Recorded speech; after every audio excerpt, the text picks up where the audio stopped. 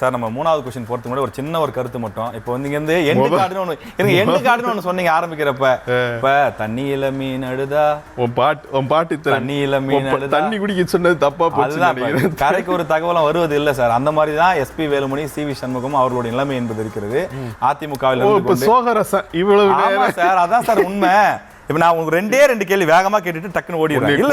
இல்ல please sir. இப்ப நீங்க இவங்க எல்லாம் தோத்துட்டாங்க, அதனால இவங்க மேல நடவடிக்கை எடுக்கணும்னு சொல்றீங்க. 6ல 3 ஜெயிச்சதுக்கும் 2ல 2 ஜெயிச்சதுக்கும் 6ல 5 தொகுதி வின் பண்ண கேபி முனுசாமி கேபி அன்பழகன் மாதிரி ஆட்கள் வேலுமணி எத்தனை அதான் சார் அவர் ஓகே ஒண்ணுதான் ஜெயிச்சாரு. 9 தோல்வி. அந்த கோஷ்டிக்கு தலைமை யாரு? அதான் சார் அது ஒரு 9 தோல்வி. சரி அவர் மேல எத்தனை நடவடிக்கை ஓகே? 2க்கு 2 வின் பண்ண அத்த விஷயம் அது மேல ஏன் கேள்வி? இருங்க பேசவே விட மாட்டேங்கிறீங்க. என்ன பேசவே விட மாட்டேங்கிறீங்க. நான் கேக்குறேன் கேபி முனுசாமி சிவி சண்முகம் எத்தனை? 6ல 3 வின் பண்ணிட்டாரு. யாரோட ஆதரவுல ஜெயிச்சாரு? யாரோட ஆதரவு ஜெயிச்சாரு? பாமக ஆதரவு. சரி ரைட் ஓகே. நான் என்ன கேக்குறேன் அது ஓகே சார். அது ஓகே. நீங்க எதுக்கு எங்க வரீங்கன்னு எனக்கு புரியுது. எனக்கு அவர் சொன்ன பாயிண்ட்ல இருந்து எடுத்து அந்த பால போடுறீங்க. இப்ப கேபி முனுசாமி எந்த அடிப்படையில பதவியில வச்சிருக்கீங்க? இப்ப இவங்க மேல நடவடிக்கை எடுக்கிறீங்களே. 6 தொகுதிக்கு கிருஷ்ணகிரில 2 தொகுதி தான் 4 லாஸ். ஏன் அவர் மேல நடவடிக்கை எடுக்கல? எடப்பாடி பழனிசாமி சேலம் இருங்க. எடப்பாடி பழனிசாமி 11 இருங்க சார். நடவடிக்கை எடுக்கப்படல. ஏன் 11ல தோற்றதுனால நடவடிக்கை எடுக்கல. அவங்க சார் சொல்றாங்க. அக்ரி கிருஷ்ணமூர்த்தி சொல்றார். அக்ரி கிருஷ்ணமூர்த்தி சொல்றார். அது அப்புறம்ப்பா நீ சும்மா ஏதாவது பொய்ய சொல்லிட்டு இருக்க. நான் பொய் சொன்னேன். நான் பொய் சொல்ல.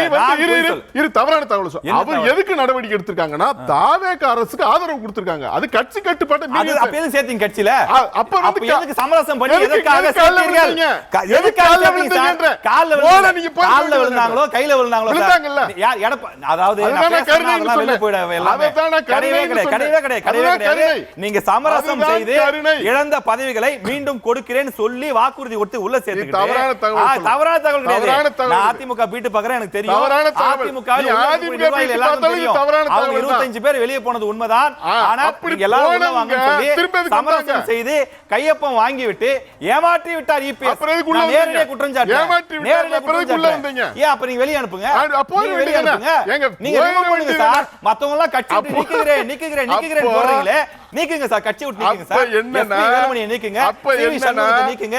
கேபி அன்பழகன் நீக்குங்க சார். எல்லாரும் நீக்குங்க சார். நீக்க முடியுமா? முடியாதுல்ல. அப்ப உங்களுக்கு மட்டும் ஆதரவு வேண்டும். இப்ப அக்ரி கிருஷ்ணமூர்த்தி இவ்வளவு முட்டு கொடுக்கிறாரு. இவ்வளவு முட்டு கொடுக்க காரணம் என்ன? இருங்க சார். நீ ஒரு பாயிண்ட்ல நிறுத்து. இருங்க சார். நீ ஒரு பாயிண்ட்ல நிறுத்து. நீ பாடி பேசுற. நீ இவ்வளவு பேசுறீங்க. இல்ல நீங்க ரொம்ப நேரம் பேசுனீங்க. நான் பேசும்போது இடைவெளி. அக்ரி கிருஷ்ணமூர்த்தி இன்றைக்கு எடப்பாடி பழனிசாமி அவர்களுக்கு ஏன் இவ்வளவு முட்டு கொடுத்து பேசுகிறார் என்றால் சிவி சண்முகம் அவர் பாசியிலே சொல்லணும் அப்படின்னா 2015ல முன்னாள் முதலமைச்சர் ஜெயலலிதா அவர்கள் அவரை அமைச்சர் பதவியிலிருந்து நீக்கினார். மாவட்ட செயலாளர் எடப்பாடி பழனிசாமி அவர்தான் சார் காரணம். அவருடைய பேட்டியில இருந்தா இந்த பிரச்சனை அவர் பேட்டி அது எப்படி சார் முடியும்? அவர் கொடுத்த பேட்டிக்காக அவரா போய் பேசல. முதல்ல பேட்டி அவரை நிறுத்த சொல்லுங்க. இவர் நிறுத்துவாரு.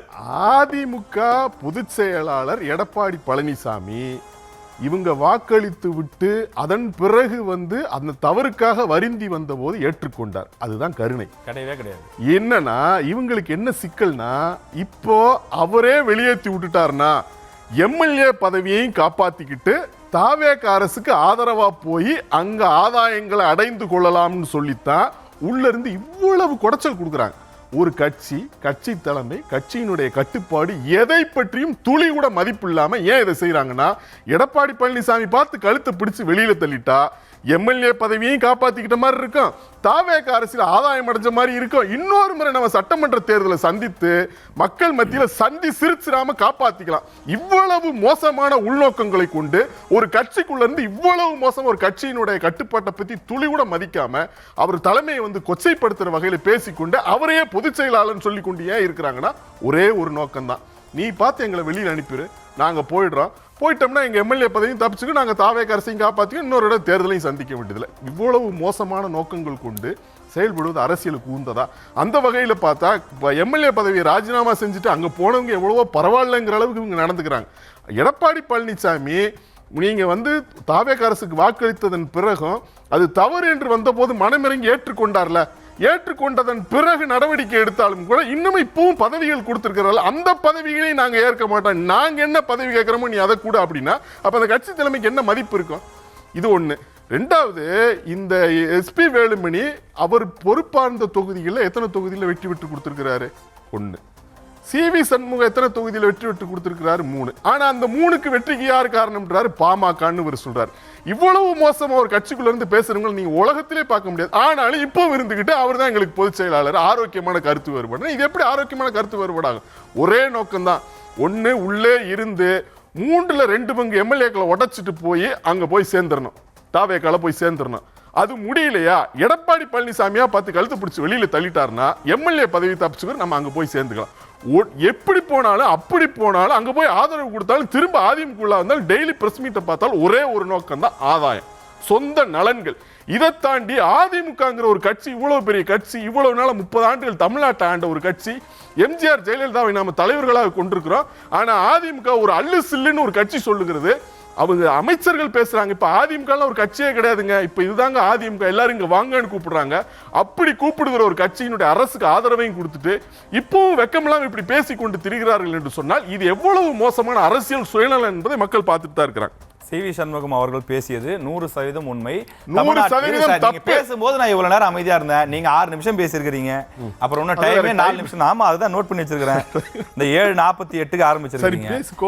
என்ன அப்படின்னு பாத்தீங்கன்னா, தமிழ்நாட்டை பூகோள ரீதியாக 3 வகையா பிரிக்கலாம். தென் மாவட்டங்களும் பிரிக்கலாம், டெல்டா மாவட்டங்களும், வட மாவட்டங்களும் பிரிக்கலாம். தென் மாவட்டங்கள்ல ஜெயிச்சது 3, டெல்டா மாவட்டங்கள்ல 2 3, வட மாவட்டங்கள்ல மட்டும்தான் 36 இடங்களில் வெற்றி பெற்றிருக்கிறார்கள். அது பாமக ஆதரவோடு வெற்றி பெற்றிருக்கிறார்கள். பாமக கூட்டணியால் பாமக தயவாளர்கள் என்று சொல்லிவிட்டு அது என்ன போய் உண்மையிலேயே அதிமுகவுக்கு செல்வாக்கு இருந்தால், EPS செல்வாக்கு இருந்தால், அந்த பழைய செல்வாக்கு இன்னும் இருக்கிறது என்றால் தென் மாவட்டங்கள் ஒரு 10 தொகுதி ஜெயிக்க வேண்டியதானே? ஏன் டெல்டா மாவட்டங்கள் ஒரு 10 தொகுதி ஜெயிக்க முடியல? ஏன் ஜெயிக்க முடியல? எடப்பாடி பழனிசாமி அவர்கள் எடுத்த மிக மிக தவறான முடிவுகள், அவர் மீது மக்கள் நம்பிக்கை இழந்து விட்டார்கள். இன்னைக்கு தொண்டர்கள் நம்பிக்கை இழந்து விட்டார்கள். அதன் காரணமாக இன்னைக்கு உள்ளே இருக்கக்கூடிய மூத்த நிர்வாகிகள் போராடி கொண்டிருக்கிறார்கள். அவர் கட்சியை விட்டு நீக்குவதற்கு என்ன அதிகாரம் இருக்கிறது? அவருக்கு பொதுச் செயலாளர் என்ற பொறுப்பை கொடுத்ததே இந்த நிர்வாகிகள். பொறுப்பு போடல. வேலுமணி அவர்களுக்கோ சண்முகம் அவர்களுக்கோ இவங்க ஒன்னும் பொறுப்பு போடல. பொறுப்பு போட்டது யார் என்றால், பொறுப்பு போட்டது முன்னாள் முதலமைச்சர் ஜெயலலிதா அவர்கள். அவர்கள் போட்ட பொறுப்பை இவர்கள் நீக்குகிறார். அப்ப அன்னைக்கு கட்சி இருந்த சூழலுக்கு, கட்சி ஒரு மோசமான சூழல் இருந்ததுனால அவரை சரி நம்மள இருந்து ஒருத்தர் வந்து பொதுச் செயலாளர் இருக்கட்டும் என்று தேர்வு செய்து வைத்திருந்தார்கள். ஆனால் அவர் மிகப்பெரிய ஒரு துரோகத்தை இன்றைக்கு செய்து விட்டார் என்பதுதான் அவர்களுடைய குற்றச்சாட்டாக இருக்கின்றது. மிக தெளிவாக குறிப்பிட்டார். சார், இப்ப இந்த பிரச்சனையே ஏன் வருது? CV சண்முகம் ஏன் மைக் பிடிச்சா? சண்டே வந்து அக்ரி கிருஷ்ணமூர்த்தி பேட்டி கொடுக்கிறார். அவர்தான் வந்து CV சண்முகம் பதிலுக்கு தான் CV சண்முகம் போய் பேட்டி தராரே தவிர வேற எங்கேயும் வந்து நீங்க கொச்சைப்படுத்தும் போது பார்த்து சும்மா இருப்பாங்களா? தேர்தல் தோல்விக்கான காரணம் என்று அதிமுக அலுவலகத்துல ஒரு கூட்டம் போடுறாங்க. தேர்தல் தோல்விக்கான காரணத்தை போட்டாங்க. கிடையவே கிடையாது. நீங்கள் தோற்ற எங்க கூப்பிடவே இல்லையே. கூட்டாள பேச முடியும். நீங்க ஆளை பார்த்து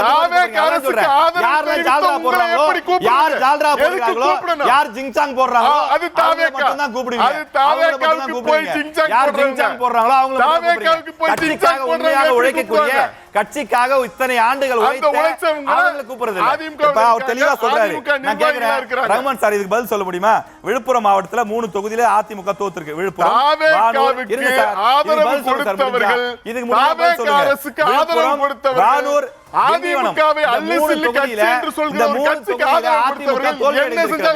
தோல்வி அடைந்த வேட்பாளர்களை கூப்பிட்டு தோற்று விட்டீர்களே, என்ன காரணம்? தோல்வி அடைந்த வேட்பாளர் கூப்பிட்டு கேட்கணும். அந்த காரணம் குறித்து ஆராயறாங்க. அதாவது தாவேக அரசுக்கு ஆதரவு கொடுத்த எஸ்பி வேலுமணி, CV சண்முகம், இந்த அதிமுகவை அல்லு சில்லு சொன்ன ஒரு கட்சிக்கு போய் ஆதரவு கொடுத்தவர்கள் அங்க போய் ஏதாவது ஆதாயம் அடைய முடியுமான்னு பாக்குறவங்களை கூப்பிட்டு கருத்து கேட்கணுமா? தோல்விக்கு காரணமே இவங்க தானே. இவங்களை கூப்பிட்டு எதுக்கு கருத்து கேட்கணும்? வேண்டான்னு முடிவுட்டீங்களா, போயிருங்க. எடப்பாடி பழனிசாமி கட்சியை பாத்துக்குவாரு. 22% மக்கள் எடப்பாடி பழனிசாமியை நம்பிதான் வாக்களிச்சிருக்கிறாங்க. அந்த கட்சி இன்னும் வந்து இன்டாக்டா தான் இருக்கு. இன்னும் தேர்தல்கள் வருது. எடப்பாடி பழனிசாமி அந்த தோல்வியை கண்டு துவளாமல் இருக்கிறார். நீங்க வந்து என்ன நினைக்கிறீங்க? அந்த தோல்வியை கண்டு அவர் துவன்றுவாரு, அவரை வந்து ஈஸியா கால வாரிடலாம்னு நினைக்கிறீங்க. அது நடக்காது. ஒருபோதும் எடப்பாடி பழனிசாமி விட்டு கொடுக்க மாட்டார். அவர் உறுதியா இருப்பாரு. அதிமுக அவருடைய தலைமையில தான் இருக்கும். இன்றைக்கு தோல்வினா என்னங்க, நாளைக்கு அது வெற்றியாக மாறுங்க. அப்படி பொறுக்க முடியாது. நீங்க கட்சியில இருந்து வெளியில போயிருங்க. எதுக்கு உள்ள இருந்துட்டு குடைச்சல் கொடுக்குறீங்கன்னா கழுத்தை பிடிச்சி நீங்க வெளியில தள்ளிருங்க. இதை விட மோசமான ஒரு ஆதாய உள்நோக்கம் கொண்ட நிர்வாகிகளை வைத்துக்கொண்டு அவங்களையே கூப்பிட்டு வந்து தோல்விக்கான காரணங்கள் குறித்து பட்டியல் போட்டுனா அவங்க என்ன சொல்லுவாங்கன்னா எடப்பாடி பழனிசாமி. அது எடப்பாடி பழனிசாமிக்கு தெரியாதா? இவ்வளவு கால கட்சியில் இருந்தவர் இவங்க என்ன நோக்கத்தோட இருக்கிறாங்கன்னு அவருக்கு தெரியாதா? இந்த டிடிவி தினகரன் சசிகலாவை உள்ள சேர்க்கணும். அதாவது என்னென்ன காரணம் நொண்டிச்சாக்கு கண்டுபிடிக்கிறாங்க பாருங்க. இத்தனை நொண்டிச்சாக்கை கண்டுபிடிச்சிட்டு வந்து உள்ள வந்து எப்படியாவது நுழைஞ்சு 3/2 பங்கா கட்சியை உடைச்சு தாவேக்காவோட போய் சேர்ந்து ஆதாயம் அடைஞ்சுக்கணும். தர்மம் வெல்லும் சார். ஒரே தர்மம் மக்கள் பார்த்துட்டு இருக்காங்க. லட்சக்கணக்கான மக்கள் பார்த்துட்டு இருக்காங்க. தர்மம் வென்றிருக்கிறது. தர்மம் வென்றிருக்கிறது. தொண்டர்களுக்கு யார் சொன்னது உண்மை என்பது நிச்சயமா தெரியும். ரெட்டலையை தன்னுடைய உயிரை விட அதிகமாக நேசிக்கக்கூடிய அதிமுக தொண்டர்களுக்கு தெரியும். எஸ்பி வேலுமணியும் ரகுமான் சார் சண்முகமும் எவ்வளவு மோசமானவர்கள் என்பது அதிமுகவை நேசிக்கிற தொண்டர்களுக்கு தெரியும். உண்மை நிச்சயமாக வெல்லும். தர்மம் தான் வெல்லும். எடப்பாடி பழனிசாமி தலைமையிலான அதிமுக பழனிசாமிக்கு எதிராக எவ்வளவு முயன்றாலும் தர்மத்தின் வாழ்வுதனை சூதுகவும் இறுதியில் தர்மம் வெல்லும். எடப்பாடி பழனிசாமி வெல்வார். எடப்பாடி பழனிசாமி வெல்வார். 9 வருஷமா பார்த்துட்டு தான் இருக்கோம். பாருங்க, இன்னமும் பாருங்க, இன்னமும் பாருங்க. அது தேர்தல் தோல்வி மட்டும்தான். அது தேர்தல் வெற்றி கூட கிடையாது. ஒரு வெற்றி கூட கிடையாது. அதை பத்தி விவாதிக்க வர்றது அது தேர்தல் தோல்வி. அரசியலில் எடப்பாடி பழனிசாமி வெற்றி பெற்றிருக்கிறார். அவர் மீண்டும் வெற்றி பெறுவார்.